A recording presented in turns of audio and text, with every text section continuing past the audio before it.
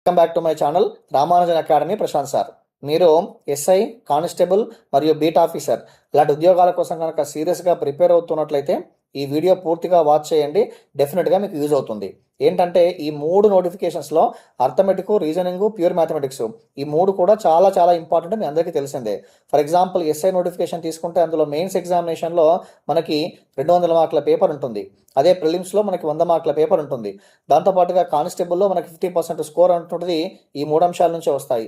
Beat ఆఫీసర్లో paper 2 general mathematics వచ్చేసి మనకి 100 మార్కుల పేపర్ ఉంటుంది.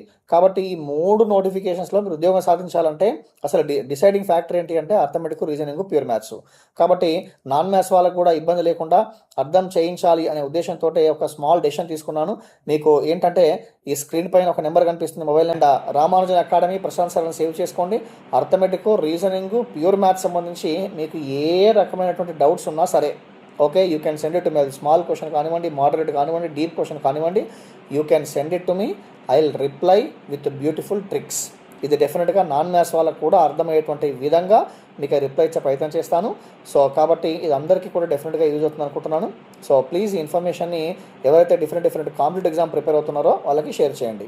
Thank you.